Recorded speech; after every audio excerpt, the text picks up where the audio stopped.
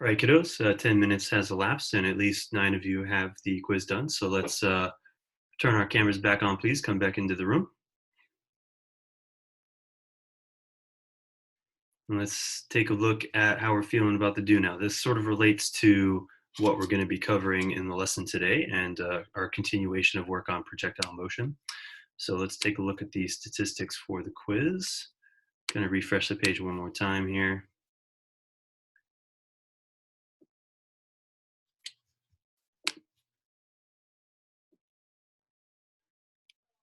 Great. All right, we got 11 responses.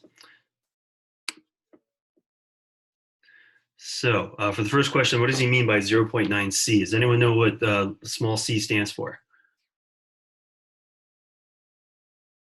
Which was kind of the trick to this question.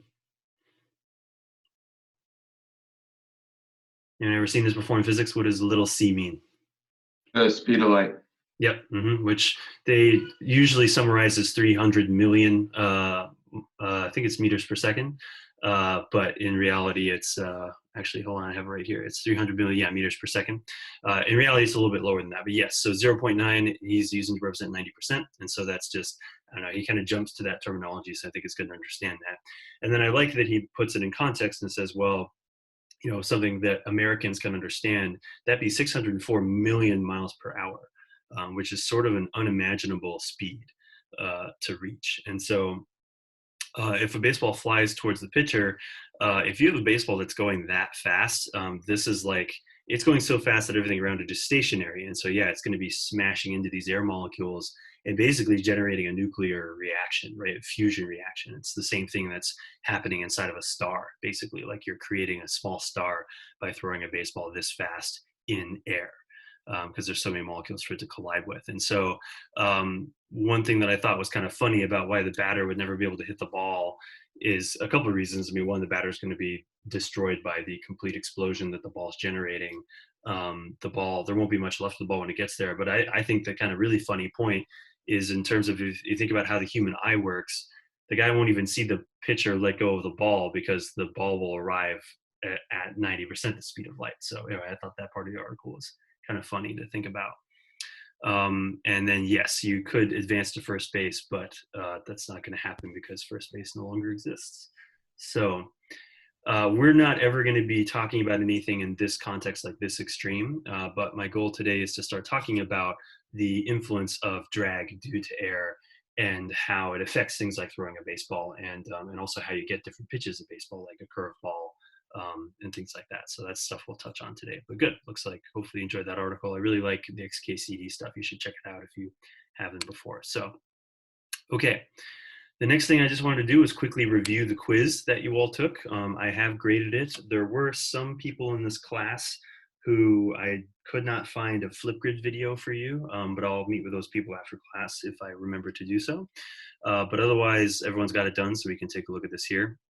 And I'm showing you, this is across all of my students, so I've got 53 results here for all sections. But for the first question, why do birds die when exposed to oil? These are all taken from the presentations. Did you guys notice something about these questions? Had you seen these questions before? I pulled them directly from like the do nows that we did back when we were doing the presentations. One was graded, one wasn't graded, but yes, here all answers are correct. Birds getting covered with oil, they can't keep themselves warm, which I think is kind of an interesting thing to think about. That's the actual use of feathers is for warmth, not for flying, but they also can't fly or float.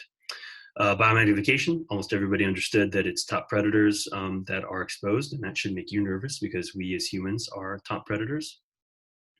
Everyone did great on the eutrophication thing. The few errors I saw, some people were just mixing up like the first step. A lot of people thought for some reason that fertilizer came in at the end rather than at the beginning.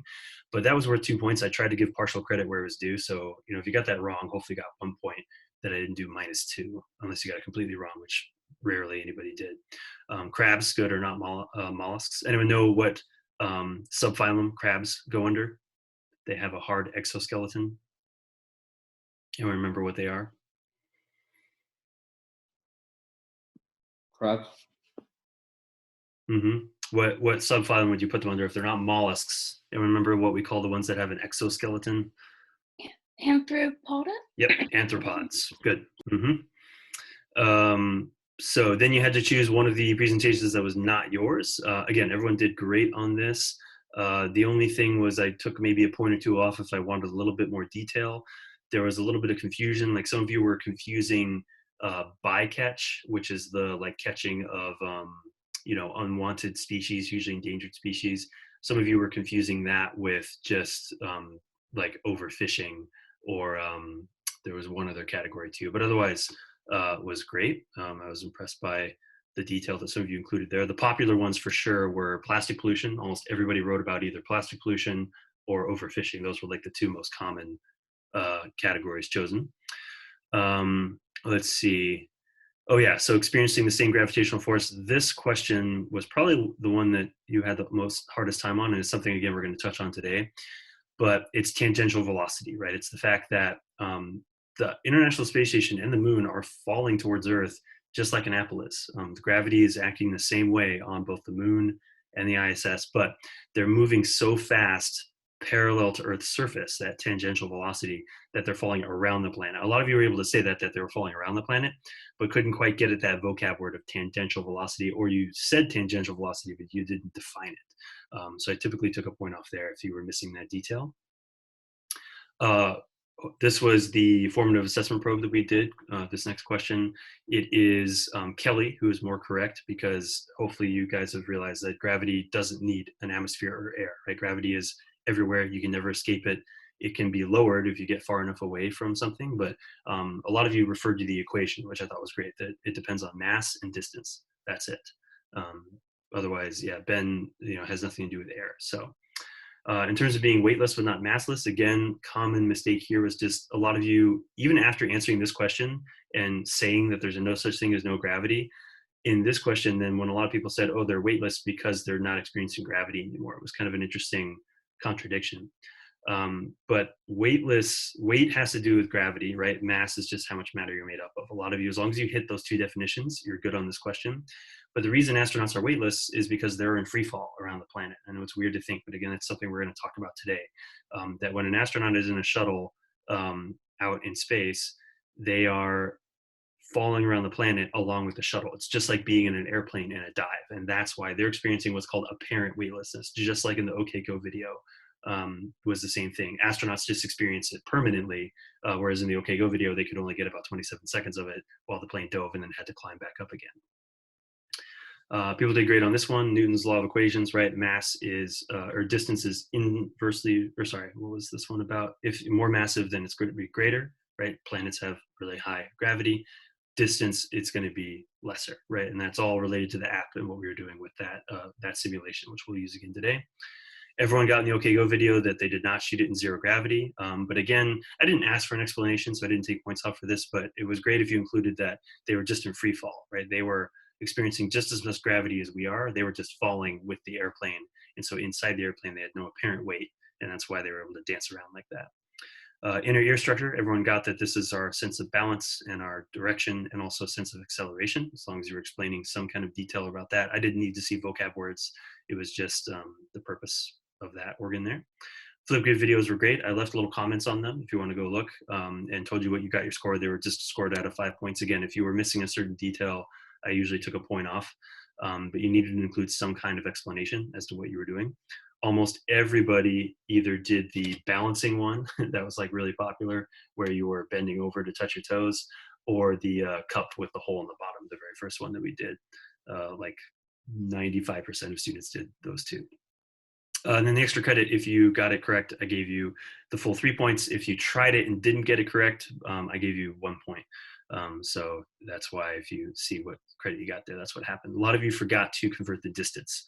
You can't divide by 4.9 kilometers, because if you'll notice in G, it's given in meters. So you've got to convert that to 4,900 kilometers. But again, I won't review that. So, all right, any questions on the quiz or anything you want me to go over?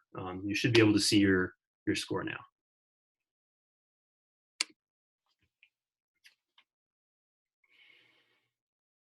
Great. Okay, it went very well for people, and I think it helped boost some test averages overall if you go look at your grades on campus as well. So, all right, Next is an activity, again, using the same PhET simulation. So we're now on step 3 on Canvas. So if you click on the projectile motion PhET simulation, it's going to pull up that same PhET. And we'll start with the introduction. So you can just click intro. And I've got another little quiz. I'm calling it a classwork. Again, this will be just a short thing to do. So look, there's the link right there, U4L14 classwork, altitude, range, and drag. And so I just want to see what you guys know already about these things before I review them with a few notes. So go ahead and try this. There's just 4 questions, I think. I think I'm going to time this for about 8 minutes to complete this. So again, I'll give you 8 minutes to complete task number 3, the activity, and then we'll come together to review it. And again, I'll be here listening if you've got questions or if something isn't working. Go for it.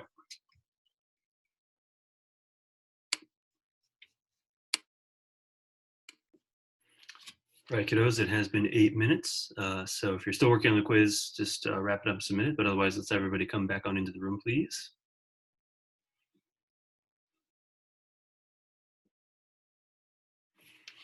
And let's see how we're feeling.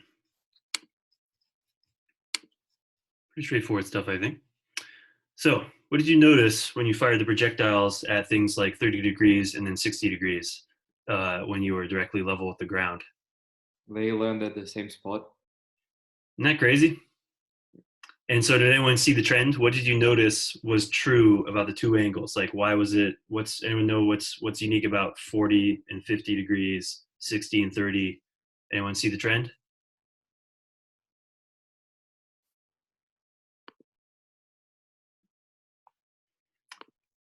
I'll give you a hint. It's something to do with the math with the 2 numbers.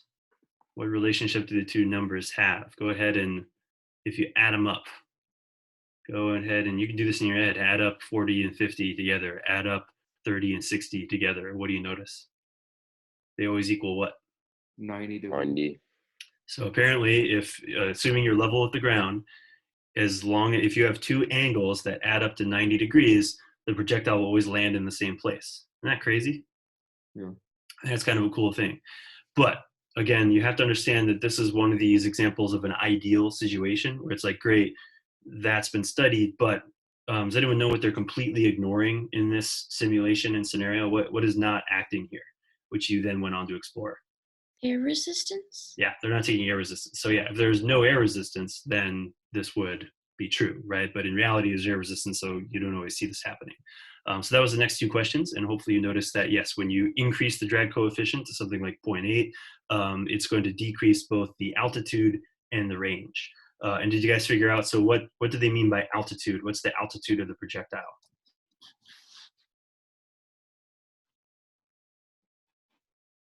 Like, how high does it go?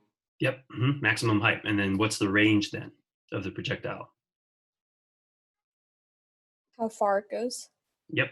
And so both of those are decreased by drag, right? It's not like one of them is, which I thought was kind of interesting, right? Because we learned initially that if you didn't have drag, the vertical would still change, right? You still have gravity acting, like it'll still rise up and then fall back down again. The altitude is limited, but the horizontal force never changes. Well, now drag acts on both of them, right? Drag will slow down both the vertical climb and the horizontal travel. So range and altitude are both decreased. And then, so not surprisingly, if you were to decrease the drag coefficient to like 0.20, again, compared to that initial shot that you guys took, now it's less. And that kind of surprised me. I thought it would just go back to normal. It would land in the same spot as before. But having like a more aerodynamic projectile means it actually increases the altitude, increases the range. It's able to go farther. And so that's what a lot of sports, especially things like if you think about golf in particular, golf balls have that kind of weird looking design with all those little tiny pits all around the ball.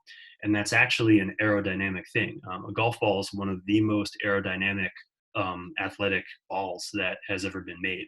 If you were to give a golf ball to a baseball pitcher, if they were able to throw it like they throw a baseball, it would be insane, the speeds that they could reach, because it's way more aerodynamic. It's able to travel through air with a lot less drag than something like a baseball does, which is kind of interesting to think about. So, okay, any questions on that before we move on to a little review? All right, then what I'm just going to do right now is very quickly use some slides to review content from the next part of chapter 5. And this will be what you'll be reading as homework tonight, and it relates to the activity that we just did. So feel free to take some notes on what I go over right now. I have posted a video of myself going through these same slides that you can watch later if you want to as well. But I just want to very quickly review content from 5.9, 5.10, 5.11, which is all about altitude, range, and the effect on drag on projectiles, and getting at this idea of satellites. That's going to be the new thing. So, all right, so let's take a look and see how we're feeling. The activity hopefully showed you, again, as you guys were telling me, we're going to be using these terms altitude, range, and again, altitude is just how high the projectile goes. So always think of altitude as sort of centered in that parabola, right? Right here, there's your altitude. It's from the very top to the level ground where from where the projectile was fired, right? That's usually how we measure altitude. And then the range is simply from the origin point across. So you're sort of always making this sort of upside down capital T to figure those two things out. And the reason that this is useful is because you can now make predictions, right? And this is hugely important for science, being able to predict altitude and range, as well as things like warfare. Because again, it's not irony that you're using a cannon here. Back when they were still using things like cannons during warfare, they had to be very good at figuring out both the altitude and the range that the cannonball was going to be fired at so that they would hit whatever target. And even in modern warfare, they're still doing this, right? And with things like mortars. But also, if you think about rocketry, right? A rocket, when it's fired off, is going to have a certain altitude, and there's also going to be a certain range that it's going to then drift down back to Earth. And so if you want to go recover whatever rocket you fired off, you're going to need to be able to pretty accurately calculate the altitude and range of its flight. And there's a variety of things that influence that, from the wind that day to everything else. It's kind of interesting. And again, hopefully you caught on that it always adds up to 90, right? If you fire two different angles, but they add up to 90 degrees, it'll always land in the same spot. Another interesting thing to keep in mind is, oops, don't like the annotation tool here,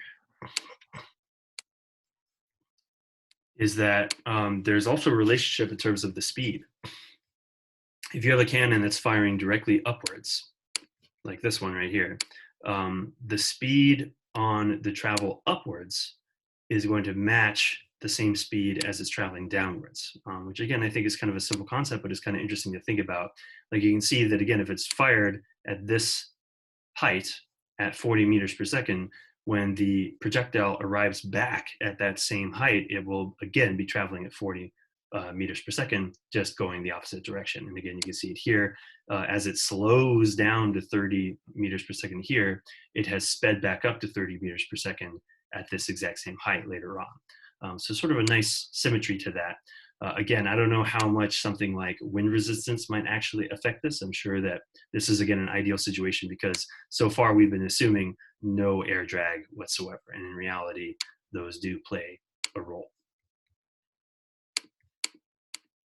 So again, the second part of the simulation was looking at drag. And again, it looks like a lot of you realize that the key point of drag and air resistance is that it decreases the range and altitude of a projectile. So you have sort of what's called like the ideal path right here.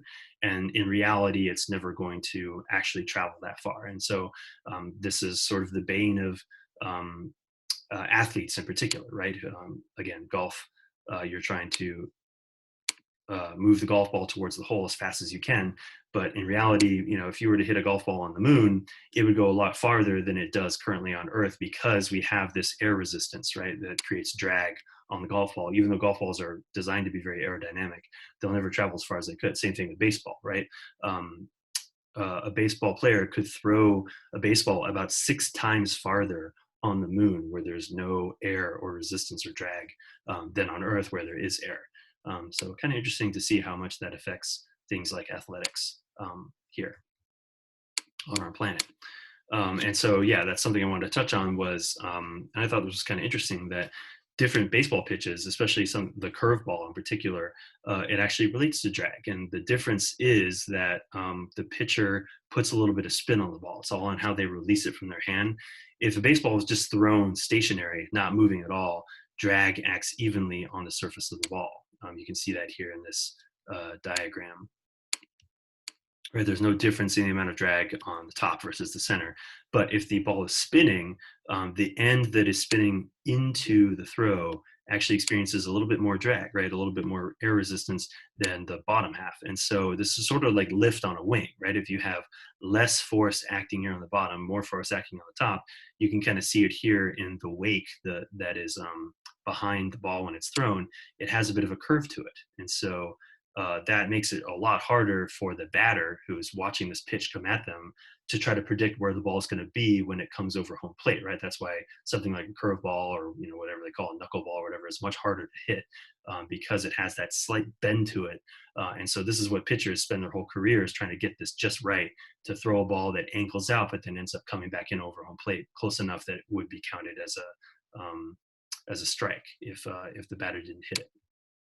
So kind of cool to think about. It all relates to air drag.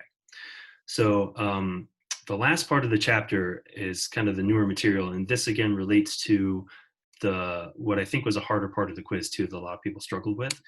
And so the book you'll see in the reading that you do for homework kind of gives you this idea that if you're on Earth, it takes exactly 1 second for any kind of object to fall 5 meters, right? So take that as sort of your given, right?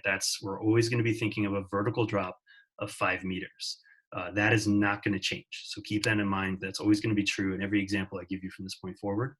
What is going to change is the horizontal velocity, right? Because depending on how hard you throw the projectile on the horizontal plane, that can really change the range, right?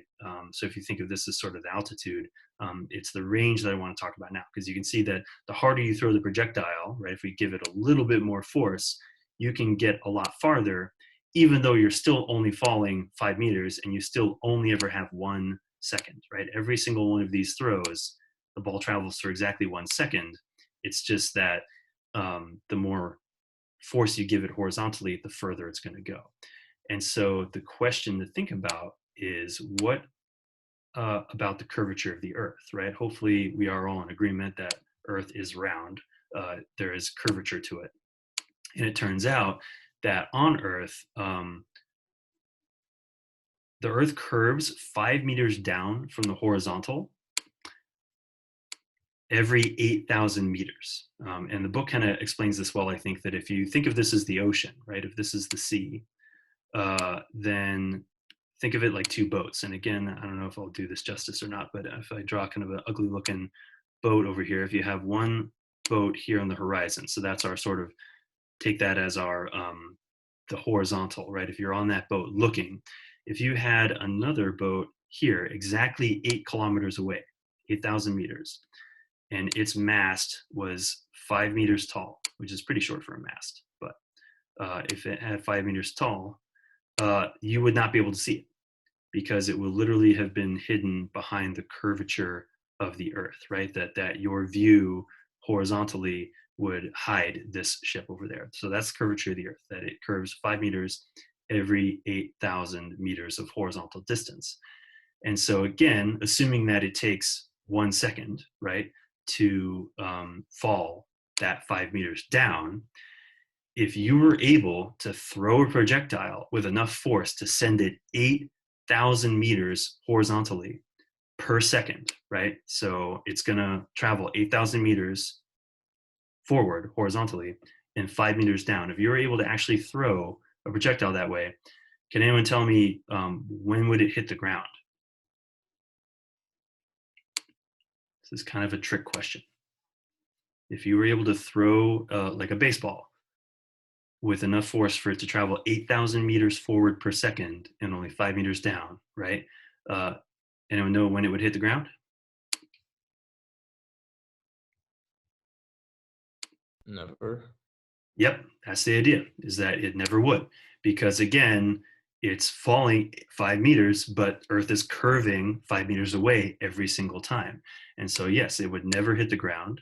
And that means you have achieved what we refer to as orbit or permanent free fall, right? It is falling around the planet. Now, they have this diagram here in the book, which is kind of silly because, again, we have to take air resistance into account, right? But theoretically, you could hit yourself in the back of the head. And if anyone's a Rick and Morty fan, at the end of, I think, the second or third season, they end up on a really tiny planet, and there's a scene where Morty's basically playing frisbee with himself, where he throws a frisbee, and it goes all the way around the tiny planet, and he turns around and he catches it again. And that's, again, you'd have to throw it hard enough to match the curvature of the planet, while gravity is also pulling the projectile down and attracting it to it. But that's basically where orbit is coming from. However, again, you have to understand that Earth has an atmosphere, right? There is air on the surface. And so the reality is that you wouldn't really be able to throw something with this amount of force, right? If you took like a baseball, for example, if you were able to throw a baseball at 8 kilometers per second, which, to put that in context, that's 18,000 miles per hour, that would not work on the surface of the Earth because of air resistance, right? Drag would act on the baseball and slow it down immediately. And even if we were somehow able to propel the baseball or whatever projectile forward, it would, the friction from trying to move through all those air molecules, just like that example earlier, I mean, that was an extreme one with the 90% speed of light, but it would destroy the ball, right? The ball would just disintegrate. So we have to get out of the atmosphere, which means you've got to go 150 kilometers up. If you're 150 kilometers off the surface of planet Earth, there isn't as much atmosphere anymore. There's no gas. And so that's why we have to launch satellites and space shuttles to that height, right? That's why we need those crazy rockets to get them off the surface of the planet. But those rockets are not only for getting them up to that height, right? Once they're up to 150 kilometers high, they also need all that fuel to then accelerate the rocket up to at least 18,000 miles per hour. Because once you're at that speed, you're never going to fall towards the planet again. You're just going to be in free fall around the planet. And so that's what is happening. So again, I know this is a lot I've been throwing at you, but if you take nothing else from this lecture, you have to understand that satellites orbiting our planet at a high altitude, they're not under lower gravity. That's what a lot of people refer to on the quiz, is that, oh, there's just less gravity in space. That's not true, especially if you're that close to Earth still, 150 kilometers off the surface of the Earth. You're experiencing pretty much just as much gravity as you would when you're on the ground. The thing is that astronauts, when they're in a space shuttle or in the ISS, or if you think about the moon going around the planet, they're moving extremely fast at a tangential velocity, right? Parallel to the surface of the Earth, at least 18,000 miles per hour. And that's what keeps them floating around the planet. And that's what gives them their apparent weightlessness too, because they're inside this shuttle that the astronauts are, that is also falling, right? So they're just in free fall around the planet, and relates again to tangential velocity. So, I did not open up this video, but let's see if I can play this quickly. It's kind of a cool animation that shows you how this works. So let's see if this will pull this up on Edpuzzle. It's just a short little animation that I think kind of helps clarify some of this. Here we go.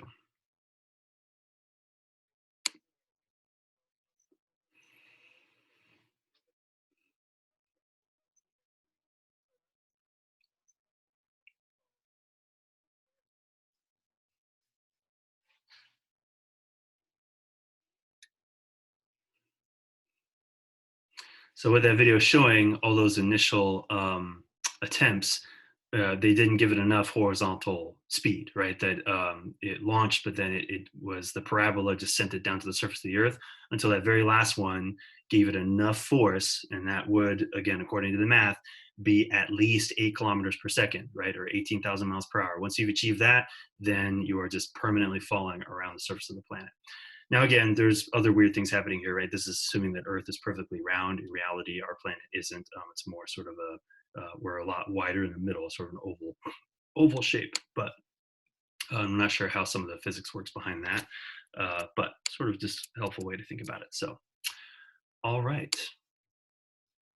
So those are kind of the key takeaways from that chapter in Hewitt, and you'll be reading that tonight and answering some questions on it as well. So if there's anything that didn't sink in, hopefully the reading will clarify that. Any questions on that?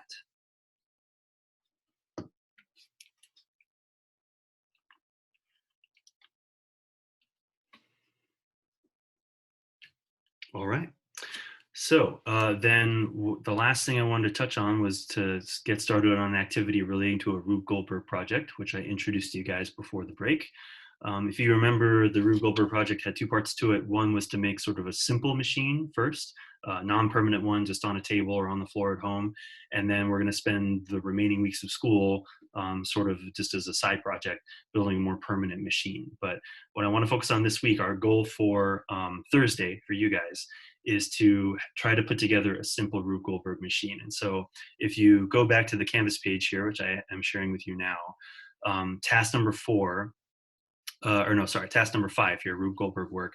I have listed a couple of videos I found on YouTube of just simple machines that people have made at home. Some of them are made by students doing a very similar assignment to what we're doing. Some of them are made by people who are just into this stuff or who are bored, I don't know. And some are fancier than others. Like, I don't expect you to do machines that are exactly equal to what you're watching here. Some of these are pretty elaborate. I mean, if you can, go for it, but I don't expect that. I expect, keep it simple. That's going to be the key thing, is keeping things simple. But check out some of these videos. You don't have to watch all of them. Just watch a few. The last one is one that I made myself, just downstairs with my daughter's toys. We watched that in our previous lesson. And I then posted a reminder from the assignment. So for your simple Rube Goldberg machine, materials you can use for the simple one. I mean, think about hardcover books. If you've got dominoes, like from a board game or something like that, that's really good to use. Anything you can stack up, like plastic cups or like a deck of cards that you can build a little tower out of that could then get knocked over, is kind of a fun thing to do. Any kind of ball, if you've got ping pong balls at home or tennis balls, there's usually something you can find that'll roll. Dog toys as well are kind of a good thing to think about. There's children's toys or train sets or little toy cars around. Those are fun to use too. And different household appliances. Again, vacuums have the retractable cord, which is kind of a fun thing to play with if you can get something to hit the button. Turning on a fan that can then blow something off of a table could be a fun thing to do. If you ever have those like multi-plug strips that have a little switch that switches them on and off, that's a good way to sort of control a device. Have something fall on the switch and then turn on the fan or the light or whatever it is that you have hooked up. So the requirement is that you have to have at least 4 or 5 different kinds of objects. So there's got to be, like, again, a stack of cards falling over, blocks knocking each other over, something falling off a table, whatever. And so you'll probably get some ideas from these videos. Like, look at what they use. There's some it'll give you some cool ideas for what you can do. But this isn't something I expect you to do today. The goal is to just get the materials first and take a picture of it to show me what you've got. And then Friday is when we'll use class time for you to put together a machine at home and film it and then share it. We'll do a little Flipgrid assignment when we meet again on Thursday for you guys. So that's our goal for our next lesson Thursday. So for now, what I want you to use the last 13 minutes of class to do is watch some of these videos on your own. And then I want you to go through your house and start gathering some things you can use. What are some materials you can find? Put them in a pile somewhere and just take a picture of it. That's all I want to see, is like, here are the materials I want to use. Again, you're looking for at least 4 or 5 different types of objects. And there's an assignment on Canvas right here. If I click on this, hopefully it'll just pull it up. And that's where I want you to submit the photo. That's all I want, is just a picture. And again, I've got the full description here, but you can just upload the picture of your materials there so I can see it. That's all you need to do. And you're all set. And then again, next time we meet is when we'll put our machine together. So, all right. And honestly, that's all that I had for you guys today. That's our last little activity, but that can just roll into the homework. The other homework due for Thursday is to please read those Hewitt chapters 5.9 through 5.11, which is what I've reviewed today, and answer reading check questions. Again, that's on page 116, same place we've been answering all these questions. Answer questions 21, 23, 24, and 25. Those are the 4 you should do in your digital notebook, and then submit that as you usually do. Just share the notebook as part of the assignment so that I can grade it. Okay, so honestly, I will stay here and just let you go. So if you've got questions or anything, you can come back in. I'll keep the room open until the end of class. But otherwise, like, if you feel like, no, I'm set, like, I'll just do this Rube Goldberg thing and these homework assignments and have them done by Thursday, then you're all good to go. But I encourage you to use the time now to just get the materials together and submit the photo. That would be good to do by the end of class if you can. But otherwise, that is it for me. So I'll just let you go to work on those last tasks, and I'll be here to answer questions if you have any. I would like very quickly, just for some people to hang out, I'm going to invite you to a breakout room. Is Peter Butler here? Did he show up? He did not. Okay, but, and Kevin isn't here either. So I guess just Andres Trillo, I just want to check in with you quickly about a quiz thing. But otherwise, just work on that Rube Goldberg thing. I'll keep the room open, but if you want to leave, you can. And you know what the homework is. So thank you very much. Have a good day. And again, I'm just here to answer questions, but I would encourage you to work on Rube Goldberg if you want. Thank you. Thank you.